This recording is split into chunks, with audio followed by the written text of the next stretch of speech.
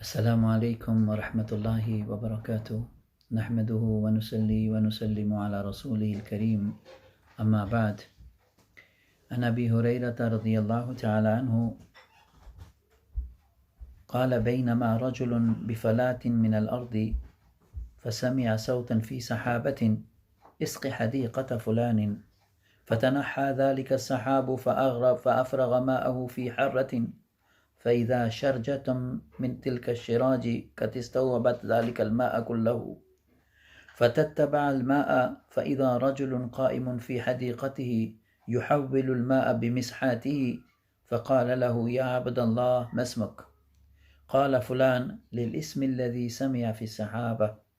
فقال له يا عبد الله لم تسألني عن اسمي؟ فقال إني سمعت صوبا في السحاب الذي هذا ماؤه يقول اسق حديقة فلان لاسمك فما تصنع فيها؟ فقال أما إذا قلت هذا فإني أنظر إلى ما يخرج منها فأتصدق بثلثه وآكل وأنا وعيالي ثلثا وأرد فيها ثلثه رواہ مسلم۔ سیدنا ابو ہریرہ رضی اللہ تعالیٰ عنہ ارشاد فرماتے ہیں کہ نبی کریم صلی اللہ علیہ وسلم نے ہمیں ایک مرتبہ ایک بات بتائی کہ ایک آدمی تھا، وہ ایک کھلی جگہ پر تھا اور اس نے اچانک بادل سے ایک آواز سنی کہ تم جاؤ اور فلاں فلاں آدمی کے باغ کو پانی دیو۔ تو کہتے ہیں کہ ان کو بڑی حیرت ہوئی، انہوں نے دیکھا کہ بادل کا ٹکڑا چلا اور ایک جگہ پر جو چٹیل جگہ تھی، جو ایک یوں سمجھ لیں کہ ایک پہاڑی علاقہ تھا، وہاں پر جا کر وہ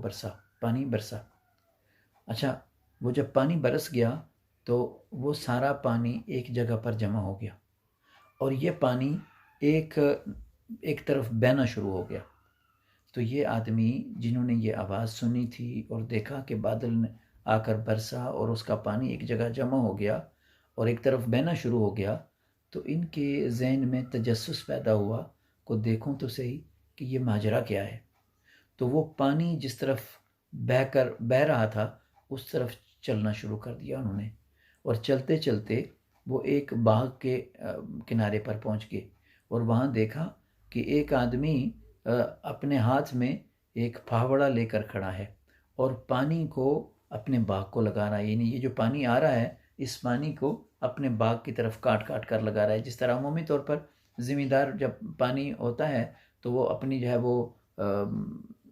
اپنے وہ فصلوں کو لگاتے ہیں، تو اس طرح یہ بھی آدمی اپنی وہ باغ کو پانی لگا رہا تھا۔ تو انہوں نے جا کر اس کو سلام کیا اور کہنے لگے بھائی آپ کا نام کیا ہے؟ تو ان آدمی نے نام بتایا اپنا، جو باغ والے تھے انہوں نے اپنا نام بتایا، اور یہ بعینی ہی وہی نام تھا جو انہوں نے اس بادل میں سے سنا تھا۔ تو وہ جو باغ والے آدمی تھے وہ پوچھنے لگے کہ بھائی آپ میرا نام کیوں پوچھ رہے ہیں؟ تو انہوں نے کہا کہ دیکھو میرے ساتھ یہ ماجرا پیش آیا کہ میں وہاں پر ایک سنسان اور ویران اور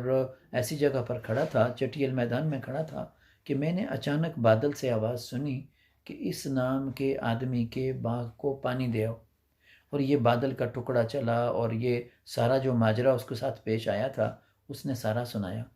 تو پھر پوچھنے لگا کہ بھائی مجھے یہ بتاؤ کہ آخر کیا وجہ ہے کہ تمہارے لیے آسمانوں سے تمہارے پانی کا انتظام ہوتا ہے، یہ قصہ کیا ہے؟ تو وہ کہنے لگا کہ بھائی اب آپ نے چونکہ مجھ سے پوچھ ہی لیا ہے تو سنو، یہ جتنی بھی مجھے آمدن ہوتی ہے اس باغ سے، اس کو میں 3 حصوں میں تقسیم کر لیتا ہوں۔ ایک حصہ میں اللہ کے راستے میں صدقہ کر دیتا ہوں، اللہ کے راستے میں ضرورت مندوں کو، اور جہاں پر ضرورت ہوتی ہے وہاں پر خرچ کر دیتا ہوں۔ اس کا ایک حصہ میں اپنے لیے اور اپنے بچوں کے لیے رکھتا ہوں، یعنی اپنے اوپر اور اپنے بچوں پر خرچ کرتا ہوں، اور ایک حصہ اس کا جو ہے وہ اس باغ کے اندر میں دوبارہ اس باغ کے اوپر لگا دیتا ہوں۔ جہاں پر کوئی ضرورت ہوتی ہے باغ کے اندر تو وہ ایک حصہ اس کا میں باغ کے اوپر گویا کہ ری انویسٹ کر دیتا ہوں۔ میرے بھائیوں،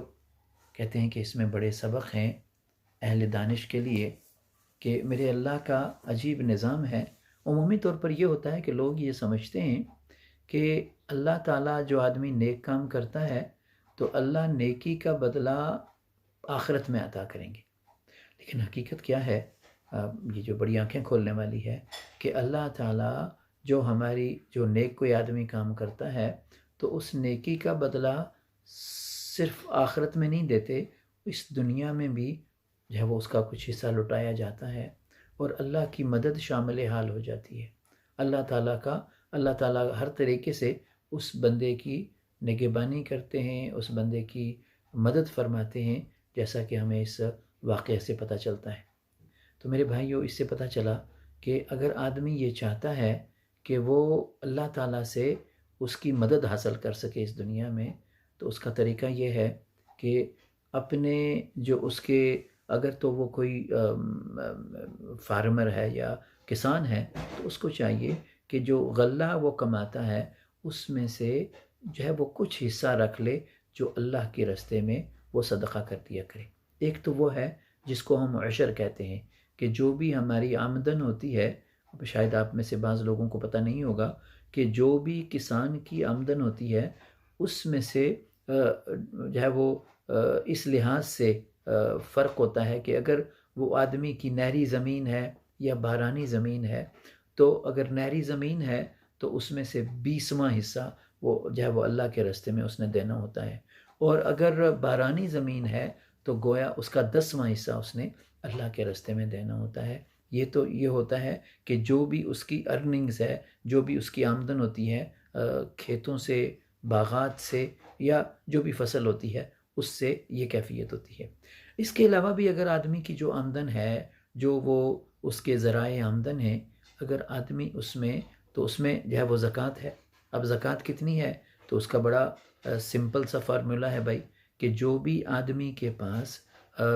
سیونگز ہوں، یعنی آپ کے ایک تو جو ضرورت کا ڈے ٹو ڈے آپ کا خرچ ہوتا ہے وہ ہے، اور ایک وہ ہے کہ جو پیسہ آپ کے پاس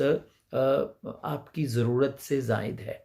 وہ پیسہ ہے اگر، تو مثال کے طور پر بہت سارا سونا ہوتا ہے گھروں میں، یا لوگوں نے بہت سارے پیسے بینکوں میں ہوتے ہیں، یا لوگوں نے بہت سارے شیئرز خریدے ہوتے ہیں، یا پرائز بانڈز ہوتے ہیں، یا یہ ساری چیزیں ہوتی ہیں، تو خیر اس طرف تو نہیں جاتے کہ شیئرز میں کیا حلال ہے اور کیا حرام ہے، اور جو بانڈز ہوتے ہیں اس کی کیا تفصیل ہے۔ انشاءاللہ اللہ نے موقع دیا تو اب اس پر پھر کبھی بات ہوگی، یا آپ اپنے مقامی جو آپ کے علماء حضرات ہیں ان سے اس معاملے میں رجوع کریں۔ لیکن جو بات ہے وہ بتانے والی وہ یہ ہے کہ جو بھی آپ کے پاس پیسہ ہے اس میں سے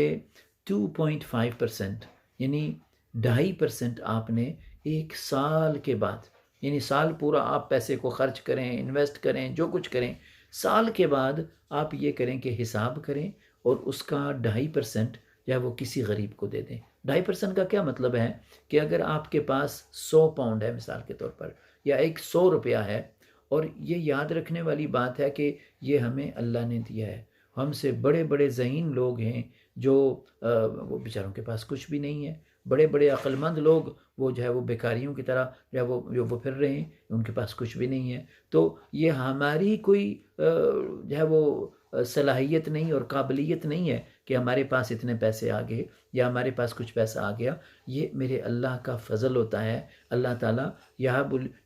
وہ کہتے ہیں کہ یبسط الرزق لمن یشاء ویقدر، جس کے لیے چاہتے ہیں اللہ تعالیٰ رزق کو کچھ عطا فرما دیتے ہیں، اور جس کو چاہتے ہیں اللہ تعالیٰ اس کا رزق تنگ کر دیتے ہیں۔ یہ میرے اللہ کا نظام ہے، اور کسی آدمی کی اپنی اس میں قابلیت نہیں ہوتی۔ آپ نے دیکھا ہوگا کہ بہت سارے پڑھے لکھے لوگ اور وہ بیچارے مفلوق الحال ہوتے ہیں، اور بہت سارے ایسے لوگ کہ جن کو اپنے سائن کرنے بھی نہیں آتے، دستخط کرنے بھی نہیں آتے، وہ جو ہے وہ اربوں پتی ہوتے ہیں۔ میرے اللہ کی تقسیم ہے۔ خیر یہ ہے کہ جو بھی ہمارے پاس پیسہ ہے، ایک بات یاد رکھیں کہ میرے اللہ کی طرف سے ہمارے پاس ہے۔ پھر دوسری بات کیا ہے کہ اگر آپ اس پیسے کو اپنے پاس رکھنا چاہتے ہیں تو اللہ نے اس کا ذریعہ بھی بتایا۔ وہ یہ بتایا کہ دیکھو تم زکوٰۃ دے دیا کرو، 2.5% زکوٰۃ دے دیا کرو سال کے بعد، چاہے وہ 100 روپیہ اگر اللہ نے تم کو دیا ہے، وہ تمہارے پاس بچت ہے تو اس میں سے 2.5 روپے دے دیا کرو۔ اگر تمہارے پاس 1000 روپیہ ہے تو اس میں سے 25 روپے دے دیا کرو۔ بھائی 1,00,000 روپیہ کسی کے پاس ہے اگر، تو اس میں سے صرف 2,500 اللہ نے مانگے، صرف 2,500۔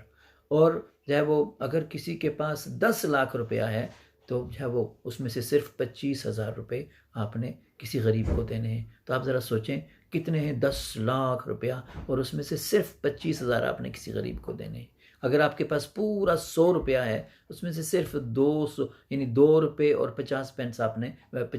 پیسے آپ نے کسی غریب کو دینے ہیں۔ جب آپ یہ دیں گے تو اللہ کے نبی فرماتے ہیں کہ کیا ہوتا ہے کہ اللہ تعالیٰ ایک تو تمہارے رزق میں اضافہ فرماتے ہیں، اور دوسرا اللہ تمہارے مال کی حفاظت کرتے ہیں۔ تو یہ تو زکوٰۃ کی بات ہے، لیکن زکوٰۃ دینے سے آدمی کا مال محفوظ ہو جاتا ہے، اللہ تعالیٰ اس میں مال میں برکت بھی عطا فرماتے ہیں۔ لیکن اللہ کے نبی نے یہ بھی فرمایا کہ ان فی المال حقا سوی الزکوٰۃ، کہ مال کے اندر زکوٰۃ کے علاوہ بھی غریب جو ہے وہ حق ہے، لوگوں کا حق ہے۔ تو وہ کیا ہے بھائی کہ آپ مثال کے طور پر جو بھی آپ کی آمدن ہے اس میں سے جو ہے وہ اس کو طے کر لیں کہ اس میں سے ایک مخصوص حصہ 1%، 2%، 4%، جتنا آپ کو اللہ نے 5%، جتنی آپ کو اللہ نے توفیق دی ہے اس کے مطابق، یہ بات ذہن میں رکھتے ہوئے کہ یہ جو کچھ بھی میرے پاس آیا میرے اللہ نے دیا ہے، اور اس میں سے میں یہ دے رہا ہوں، تو پھر آپ کے لیے دینا آسان ہو جائے گا۔ آپ فکس کر لیں، اور آپ کے ارد گرد عزیزوں رشتہ داروں میں جو لوگ ضرورت مند ہیں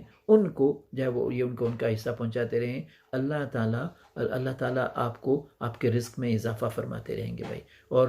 اللہ تعالیٰ آپ کو کسی کا محتاج نہیں کریں گے، اور یہ کبھی نہیں ہوگا کہ آپ کبھی بھی مفلوق الحاج ہو جائیں۔ اللہ کے نبی صلی اللہ علیہ وسلم جو ہے وہ ارشاد فرماتے ہیں کہ جو ہے وہ صدقہ دینے سے آدمی کبھی بھی غریب نہیں ہوتا۔ تو اس کا کیا مطلب ہے کہ اللہ تعالیٰ مال میں اضافہ فرماتے رہتے ہیں۔ تو مجھے بھی اللہ تعالیٰ بھائی توفیق عطا فرمائیں، اللہ تعالیٰ آپ کو بھی توفیق عطا فرمائیں، اور یہ اللہ کا جو غیبی نظام ہے اس کی جو ہے وہ مدد اپنے ساتھ لینے کا طریقہ یہ ہے کہ آدمی جو ہے وہ لوگوں کے ساتھ بھلائی والا معاملہ کرے، ان کے معاملات میں ان کی مدد کرے، اور ان کی جو ہے وہ ان کے دکھوں کو بٹائے، تو اللہ تعالیٰ آپ کے دکھوں کو بٹائیں گے، اللہ آپ کو خوشحالیاں عطا کریں گے۔ اللہ مجھے بھی توفیق عطا فرمائے، اللہ ہر سننے والے کو توفیق عطا فرمائے۔ والسلام علیکم ورحمۃ اللہ وبرکاتہ۔